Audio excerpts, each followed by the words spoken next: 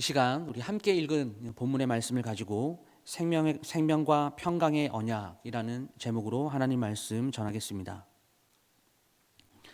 우리가 가지고 있는 이 구약 성경은 표면적으로 이스라엘의 역사를 보여주지만 더 깊이 들어가게 되면 이 구원 계시의 발전과 성취를 우리에게 알려주고 있습니다. 이게 무슨 말일까요? 구약 성경은 이 구속사 전체의 타임라인에서 볼 때 오실 예수 그리스도에 대한 예언이라는 것입니다. 그리고 아브라함부터 이스라엘이 멸망하기까지의 역사가 우리가 알고 있는 구약 39권의 내용입니다.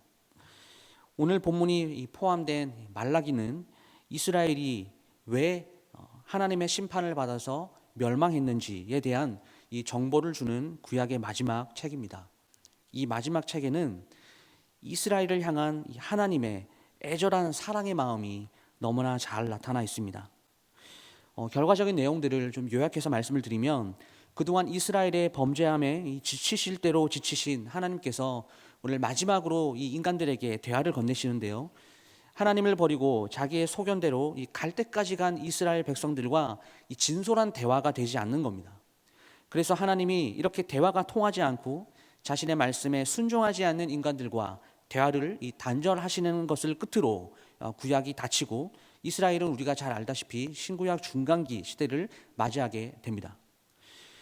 오늘 말씀을 통해서 하나님을 떠난 이스라엘의 모습을 우리가 좀 정직하게 살펴보고, 그 모습을 통해서 우리가 하나님께로 돌아가기 위해서 처리해야 할 문제들이 무엇인지 함께 고민하는 시간이 되었으면 좋겠습니다.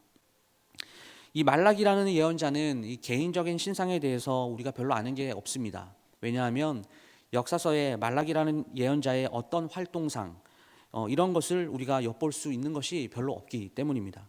그리고 이 말라기라고 하는 이 말이 사람 이름인지 직함인지는 성경이 말하고 있지 않기 때문에 정확히 알 수는 없습니다. 1절 말씀을 다시 보게 되면 여호와께서 말라기를 통하여 이스라엘에게 말씀하신 경고라라고 되어 있습니다. 하나님께서 말라기를 통하여 이스라엘에게 경고하셨다라고 이야기를 합니다. 여러분, 하나님과 이스라엘은요, 우리가 잘 알다시피 언약 관계로 맺어져 있습니다. 더 쉽게 말씀드리면 결혼 관계입니다. 이것은 어떠한 한 사람이 내가 이 관계를 무르겠다라고 해서 이 관계가 물러지는 그런 관계가 아니죠. 그리고 아브라함을 부르시고 지금의 말라기 시대까지 약 1000년 동안 함께 하시면서 하나님이 이스라엘 백성들과 동행하셨습니다. 하나님은 이스라엘을 너무나 사랑하셨습니다. 그런 이스라엘에게 하나님께서 오늘 경고하셨다고 이야기를 하고 있어요. 왜 하나님께서 이 말라기를 통해서 이 직접적으로 경고라는 말을 쓰시면서 이렇게 강하게 나가는 것일까? 그 이유를 알기 위해서 이 말라기의 직접적인 배경이 되는 느헤미야서를 우리가 함께 보아야 되는데, 느헤미야 마지막 부분, 이 뒷부분을 보게 되면 이런 이야기가 등장합니다. 느헤미야가 이 아닥사스다 왕으로부터 총독 자격으로 12년의 기간을 허락받아서 이스라엘의 성벽을 재건하는 일에 지도하기 위해서 이스라엘로 왔습니다. 그러니까 느헤미야의 성품으로 봤을 때 정확하게 12년이 되었을 때 아마 다시 페르시아로 돌아갔을 거예요. 아닥사스다 왕이 12년 뒤에 돌아온 느헤미야를 만나고 얼마나 반가워했겠습니까? 그 당시에 느헤미야는 그 땅에서 정말 충신이라고 인정을 받았던 사람이었지 않습니까? 그런데 그 기쁨도 잠시, 느헤미야는 이 아닥사스다 왕에게, 폐하, 제가 만일 왕의 목전에 은혜를 입었고 저를 기뻐하시면 저를 다시 예루살렘으로 보내주셔서 제가 미처 마무리하지 못했던 일들을 마무리할 수 있도록 허락해 주세요라고 이렇게 이야기를 합니다. 이 아닥사스다 왕이 시원섭섭한 마음으로 갔다 오라고 이야기를 하면서 그냥 보내지 않고 소위 이 백지수표를 써줬죠. 그리고 필요한 것이 있으면 얼마든지 모든 것을 내 창고에서 가져가라라는 호의를 베풉니다. 느헤미야가 기쁜 마음으로 왕의 허락을 얻어서 약 8개월가량을 달려와서 다시 예루살렘으로 돌아왔습니다. 그런데 다시 돌아온 이 예루살렘에서는 우리가 상상할 수도 없는 너무나 끔찍한 일들이 벌어지고 있었습니다. 느헤미야가 예루살렘에 도착을 하니까요, 지난번에 성벽을 중수하는데 계속해서 협박하고 공갈하고 모략 중상했던 이 도비아라는 사람이 거룩한 성전 한 방 한 칸을 차지하여서 앉아있는 모습을 보게 됩니다. 느헤미야는 거룩한 의분을 가지고 이 도비아와 그의 가족을 다 쫓아버리고 성전 안에 있는 모든 집기를 다 가져다가 태워버렸습니다. 그리고 이제는 어떻게 하나님의 성전에 이런 일이 있을 수 있느냐, 이런 일이 발생할 수 있느냐라고 해서 제사장들을 다 모으려고 하다 보니까 성전에서 봉사하는 이 레위인들이 다 흩어져 가버리고 한 명도 남아있지 않는 것이죠. 그래서 야, 이게 어떻게 된 일이냐라고 물었더니 에스라는 세상을 떠나버리고 이 느헤미야 총독 당신도 다시 돌아가고 나니까 국민들이 11조도 안 하고 첫 열매도 바치지 않는다라는 거예요. 그래서 레위인들이 극심한 가난에 허덕이다 보니까 각자가 다 자기 살 길을 찾아서 이리저리 흩어져 갔습니다 라고 이야기를 하는 겁니다. 느헤미야가 그야말로 통탄하면서 이 당장 가서 레위인들을 다 다시 불러 모아 다 데리고 와라.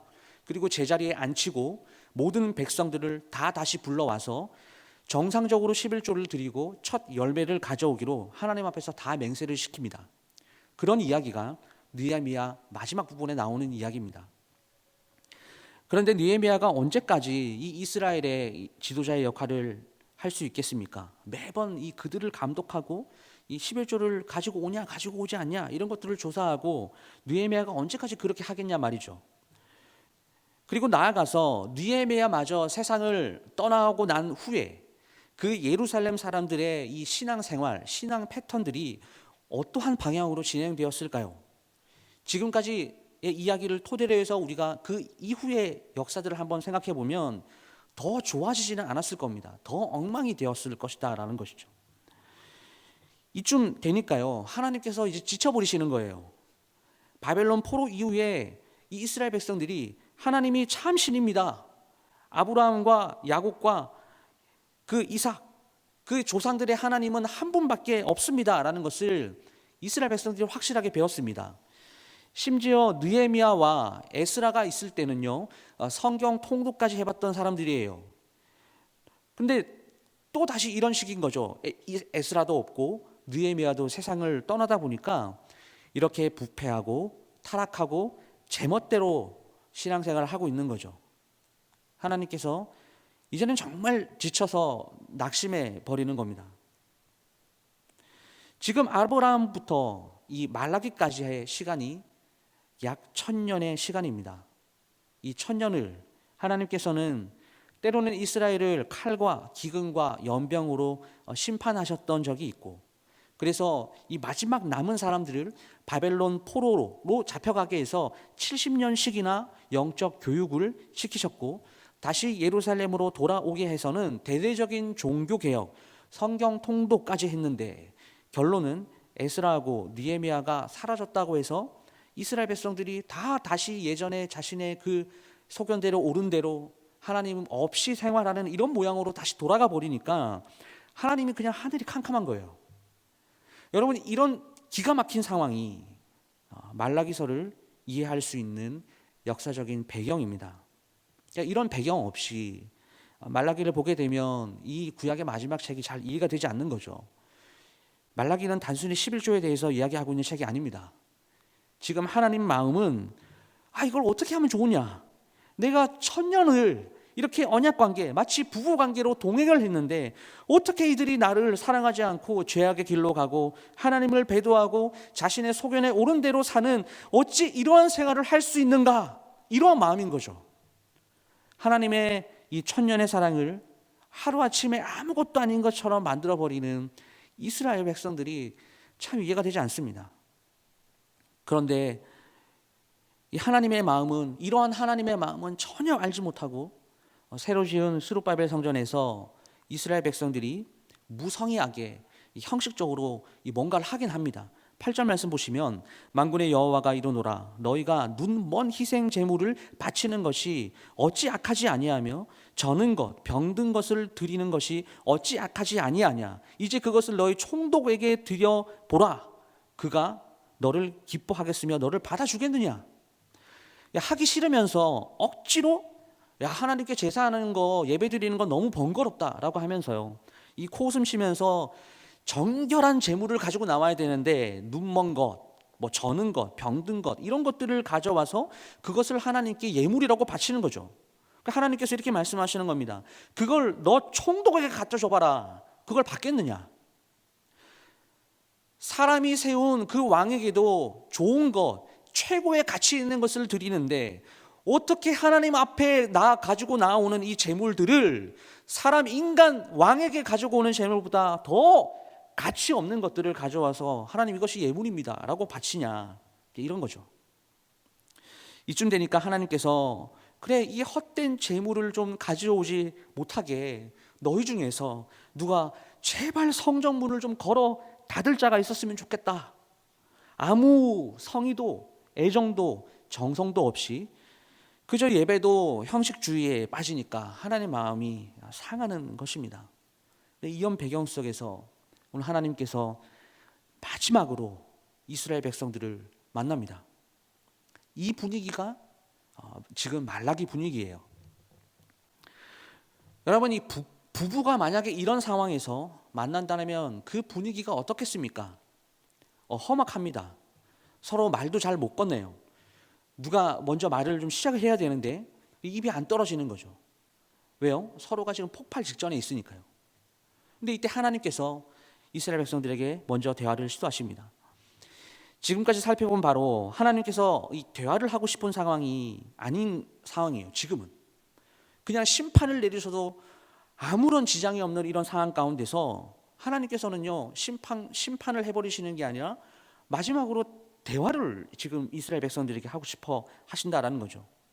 말이라도 하고 헤어지든지 말든지 하는 그런 상황이 돼야 되니까 하나님께서 오늘 2절 상반절에 이렇게 말씀하시는 겁니다.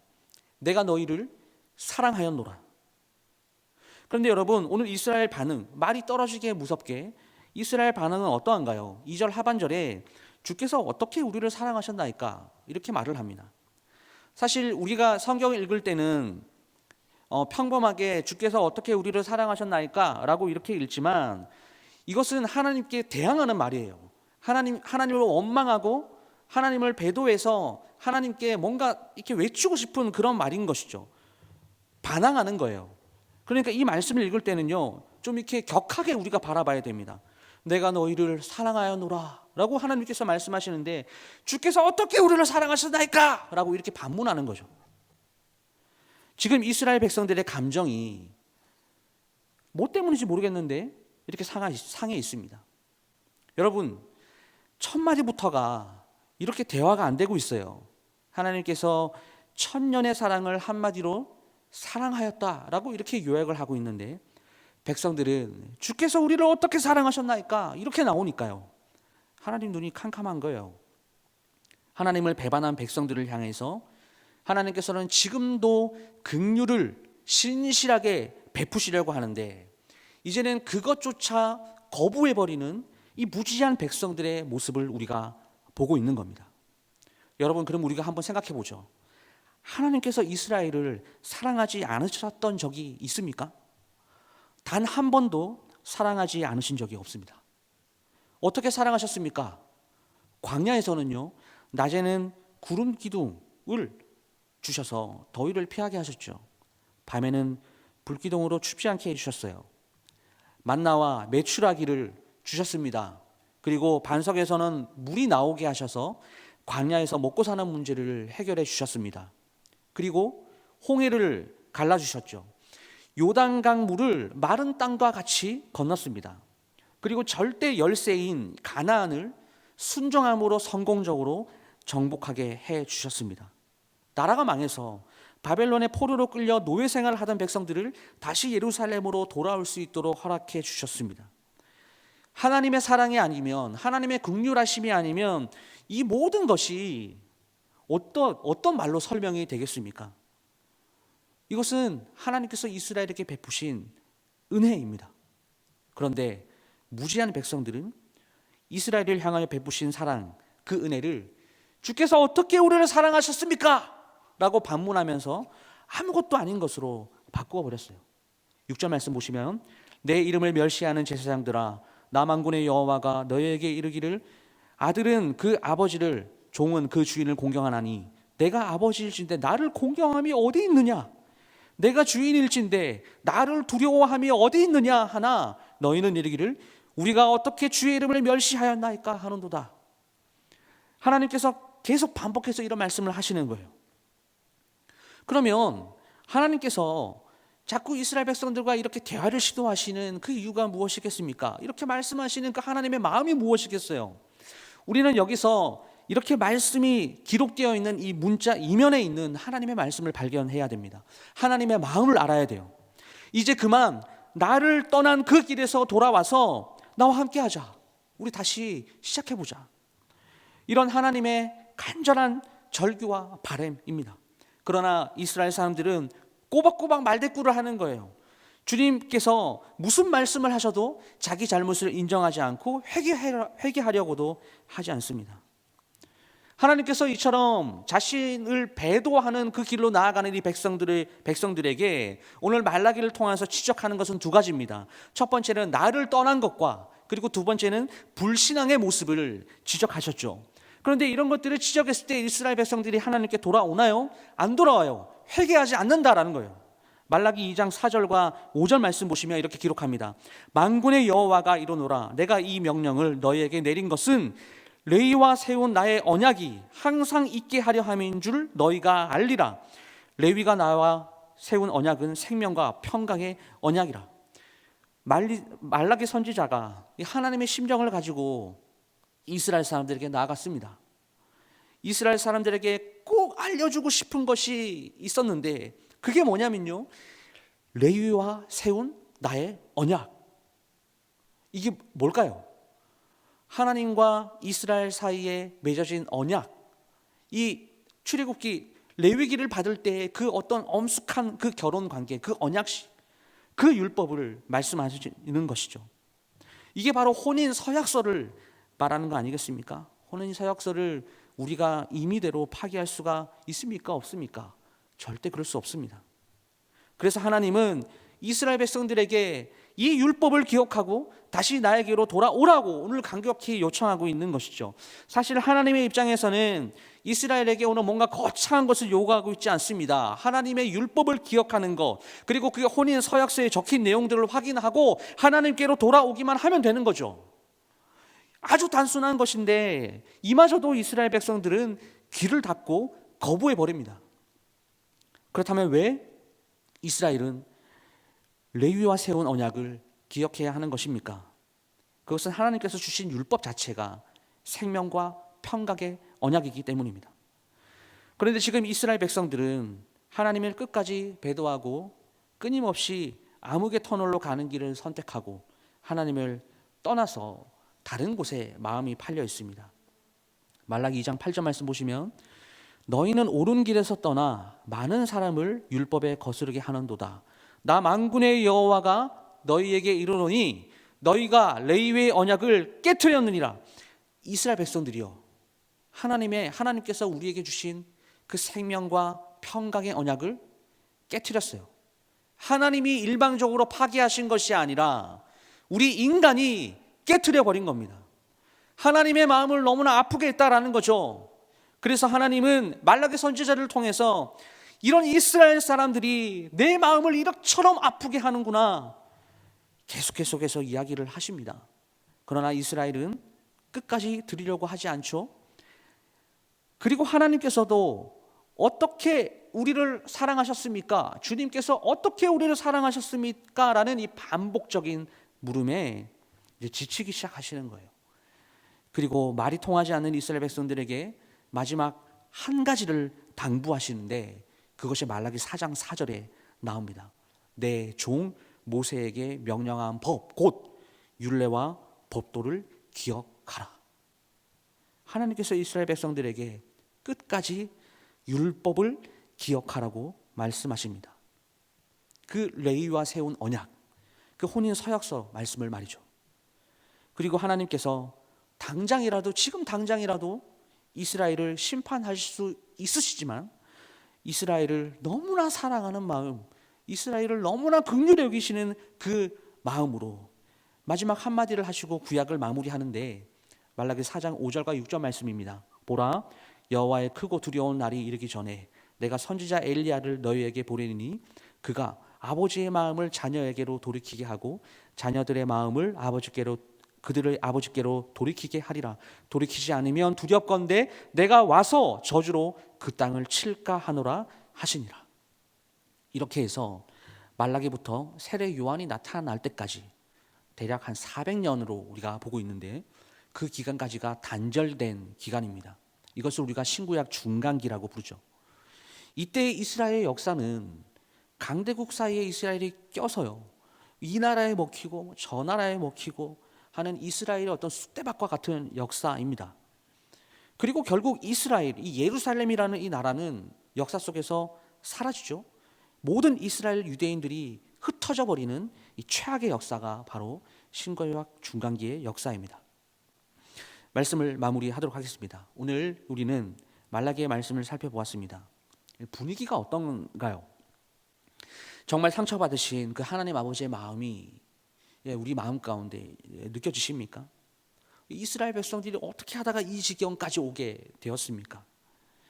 하나님께서 아무런 조건 없이 이스라엘을 선택하시고, 그리고 애굽에서 종살이하던 민족을 모세라는 지도자를 세워서 출애굽하게 하셨고, 광야 생활 가운데 잘 살아갈 수 있도록 입히시고 먹히셨고, 그리고 여호수아를 세워서 가나안 땅을 정복하게 하시고 땅을 선물로 주셨습니다. 이렇게 하나님께서는 한 번 맺으신 언약을 끝까지 지키셨습니다. 신실하신 하나님, 영원하신 하나님. 그런데 이스라엘은 하나님과 맺은 언약을 파기하였습니다. 그리고 우상 숭배의 길로 들어섰고, 하나님께서 주신 은혜를 잃어버리고 그냥 각자의 소견에 오른 대로 행동하는 이 불신앙의 민족으로 살아가는 길을 선택하고 나아갔습니다. 그런데 하나님께서 이스라엘을 포기하지 않으셨습니다. 끝까지 사랑하셔서 사사를 보내주셨고, 그리고 선지자를 보내주셨고, 왕을 세워주셨어요. 끝까지 이스라엘이 요구하는 이 불합리한 조건들, 요구들까지도 하나님께서 다 들어주셨습니다. 그렇게 하나님께서 이스라엘의 마음을 돌리기 위해서, 언약을 끝까지 지켜내시기 위해서 하나님은 노력하셨습니다. 하지만 이스라엘은 결국 여호와께로 돌아오지 않았어요. 그래서 그 결과가 어떻게 되었나요? 민족이 포로로 잡혀가요. 400년 동안 강대국 사이에 껴서 고통을 겪게 되고, 결국 유대인들은 전 세계로 뿔뿔이 흩어져 살게 되는 결과를 맞이하게 되었습니다. 여러분, 이스라엘이 이 자신의 땅을 회복한 지가 사실 얼마 되지 않았죠. 국가를 다시 되찾은 것이 최근 일입니다. 여러분, 이처럼 하나님을 떠난 삶에는 결코 은혜와 평강과 생명이 존재할 수가 없습니다. 우리도 마찬가지입니다. 이스라엘과 똑같습니다. 하나님을 믿고 언약 백성이 되었다라는 거 우리가 알고 있고, 그리고 여러 가지 하늘의 시민권자로서 그 특권과 특기를 우리는 이 땅에서 눈에 보이지 않지만 다 누리며 살아가고 있죠. 그런데 우리가 느끼는 바는 어떤가요? 그것이 은혜인 줄 모르고 살아가는 정말 몰지각한 신앙생활을 하고 있다라는 거죠. 교회는 나와요. 그리고 예배는 드립니다. 하나님께 예물은 드려요. 그러나 우리의 세상에서의 삶은, 교회 밖을 벗어난 우리의 삶은 하나님을 떠난 삶을 살고 있다라는 말입니다. 성경에서 돌아간다는 것, 이 return이라고 하는 이 말의 뜻은 원래의 상태로 돌아가서 그 전의 것은 쳐다도 보지 않는 것을 말해요. 성경에서는 이것을 회개라고 번역을 하였습니다. 우리가 왜 하나님께 돌아가야 됩니까? 왜 하나님의 말씀에 순종해야 합니까? 이런 말들을 강단 위에서 왜 이렇게 외치는 것입니까? 말라기 2장 5절에서 그 이유를 정확하게 설명해 주고 있습니다. 레위와 세운 나의 언약은 생명과 평강의 언약이라. 하나님께서는 지금도 우리를 사랑하고 계시고 영원한 생명과 영원한 평강을 허락하시기 위해서 우리에게 요청하십니다. 돌아와라. 내가 선택하고 내가 사랑하는 너희들아, 이제 잘못된 것을 다 끊고 돌아와서 내가 주는 생명의 평강과 영원한 영생의 양식을 먹지 않겠니? 돌아와라. 이제 우리는 그 요청에 응답하여서 모든 것을 청산하고 여호와께로 돌아가야 됩니다. 일방적으로 언약을 파기한 우리가 주님께 다시 돌아가서 주님 용서해 주십시오. 하나님, 애통하는 심정으로 주님 앞에 돌아가 회개한다면 주님과 끊어졌던 관계가 다시 회복이 될 줄 믿습니다. 하나님께서는 우리의 배반과 죄악에도 불구하고 지금도 여전히 우리를 사랑하시고 긍휼을 베푸시고 생명과 평강이라는 은혜를 허락하십니다. 사랑하는 성도 여러분, 지금까지 우리의 신앙생활이 생명을 전달하는 것과 거리가 먼 평강을 선포하는 것과 거리가 멀었다면 여전히 우리를 붙잡고 계시는 그 하나님께 우리의 모든 과거를 청산하고 그리스도의 새로운 옷을 입어 세상을 향하여 그 하나님의 영생을 전달하고 평강을 선언하는 우리가 되었으면 좋겠습니다. 하나님께 리턴합시다. 그래서 죽음을 이기게 하시고 구원을 베풀어 주신 하나님의 백성답게 이 땅의 삶 속에서 하나님께 영광을 올려드리는 우리의 모든 삶이 될 수 있기를 주님의 이름으로 축원합니다. 기도하겠습니다.